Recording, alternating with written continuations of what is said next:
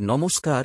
গল্প শুরু করবার আগে জানিয়ে রাখি, আপনি যদি আমাদের চ্যানেলটিকে সাবস্ক্রাইব না করে থাকেন অবশ্যই তাড়াতাড়ি সাবস্ক্রাইব করে দিন এইরকম রহস্য রোমাঞ্চ ভূতের গল্প শোনার জন্য। ডিসক্লেইমার: মদ্যপান এবং ধূমপান স্বাস্থ্যের পক্ষে ক্ষতিকারক, এটি ক্যান্সারের কারণ। তাহলে চলুন গল্প শোনা যাক। গল্পের নাম রক্তের রাজা, ড্রাকুলার অভিশাপ। বৃষ্টির রাত। পুরো গ্রাম ঢেকে গেছে কালো মেঘের ছায়ায়। শান্ত, নির্জন গ্রামটি আগে থেকেই অলৌকিক কিছুর সাথে পরিচিত ছিল না, তবে গত কয়েক মাসে যেন এক অব্যাখ্যাত ঘটনা ঘটতে শুরু করেছে। প্রায়ই রাতের বেলায় গ্রামের কিছু মানুষ নিখোঁজ হয়ে যায় এবং তাদের মৃতদেহ পাওয়া যায় রক্তশূন্য অবস্থায়। গ্রামের লোকেরা বলে, রাতে কারো বাড়ির দরজায় অদ্ভুত শব্দ শোনা গেলে দরজা খোলা উচিত নয়, কারণ তা কোনো মানুষ নয়। রুমানা, গ্রামের একজন তরুণী শিক্ষক, নিজের চোখে এসব অলৌকিক ঘটনা বিশ্বাস করতেন না। তিনি বিজ্ঞান আর যুক্তির উপর ভরসা করতেন। কিন্তু যখন তার এক ছাত্র রিজু হঠাৎ নিখোঁজ হয়ে যায় এবং 3 দিন পর তাকে মরে পাওয়া যায়, তখন তিনি আতঙ্কিত হয়ে পড়েন। ছেলেটির দেহ পুরোপুরি রক্তশূন্য। রুমানা এই ঘটনাকে পুলিশে জানাতে চাইলেও গ্রামের বয়স্ক লোকেরা তাকে নিষেধ করল।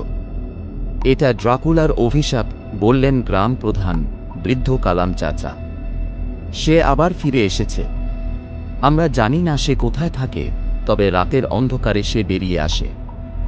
আমাদের রক্ষা করতে হবে নিজেদের। রুমানা শোনেনি। তিনি গ্রামের বাইরে থেকে এক জ্যোতিষীকে ডাকলেন, যিনি এসব অতিপ্রাকৃত বিষয়ে বিশেষজ্ঞ বলে পরিচিত। তার নাম ছিল রাজু, এবং তিনি বললেন, গ্রামটি অভিশপ্ত। এখানে বহু বছর আগে এক তান্ত্রিক ছিল, যার সাথে ড্রাকুলার মতোই এক শক্তির যোগাযোগ ছিল। সেই তান্ত্রিক মারা যায়নি। সে এখনও বেঁচে আছে, এবং এই গ্রাম তার শিকারস্থল হয়ে গেছে। রুমানা ভয় পেলেও নিরাশ হননি। তিনি দৃঢ়প্রতিজ্ঞ হলেন যে কোনো মূল্যে তিনি এই রহস্যের সমাধান করবেন। তিনি রাজুর সাথে মিলে গ্রামের পুরনো নথিপত্র দেখতে শুরু করলেন। সেখানে তারা একটি পুরানো দুর্গের উল্লেখ পেলেন, যা গ্রামের কাছে পাহাড়ের উপর ছিল। শোনা যায় ওই দুর্গে এক অভিশপ্ত আত্মা বাস করে, যে শতাব্দী ধরে শিকার করে আসছে।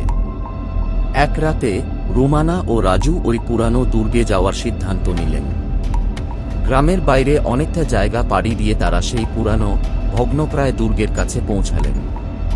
চারদিকে বনজঙ্গল আর অন্ধকারে ঢেকে আছে দুর্গটি।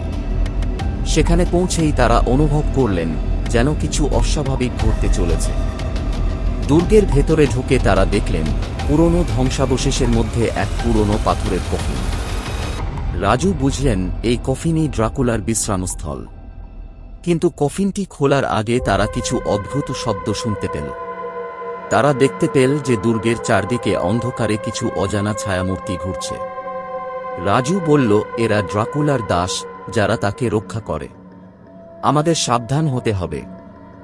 রুমানা আর রাজু কিছু সাহসী সিদ্ধান্ত নিয়ে কফিন খুললেন। ভেতরে তারা একটি হাড়ের কঙ্কাল দেখতে পেলেন, কিন্তু তার সাথে ছিল একটি সোনার মুকুট, যা রক্তের রাজা নামে পরিচিত ছিল।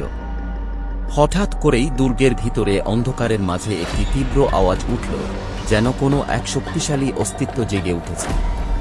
তাদের সামনে আবির্ভূত হল ড্রাকুলা, একটি অর্ধমানব অর্ধঅতিপ্রাকৃত চেহারায়। ড্রাকুলা তাদের দিকে তাকিয়ে বলল, তোমরা আমাকে আবার মুক্ত করেছ। শতাব্দী ধরে আমি এই ঘুমের মধ্যে ছিলাম, এখন আমি আবার ফিরব রক্তের সন্ধানে। রুমানা ভীত হলেও দমে যাননি। তিনি জানতেন ড্রাকুলাকে পরাজিত করার একমাত্র উপায় হচ্ছে পুরনো তান্ত্রিকের অভিশাপ ভাঙা। তিনি দ্রুত রাজুকে নিয়ে সেই প্রাচীন তান্ত্রিকের গোপন বইগুলো খুঁজে বের করতে শুরু করলেন। বইগুলোর মধ্যে একটি ছিল যা ড্রাকুলার অভিশাপ ভাঙার মূল চাবিকাঠি ধারণ করে। রাত গভীর হওয়ার সাথে সাথে ড্রাকুলার শক্তি বাড়তে থাকে।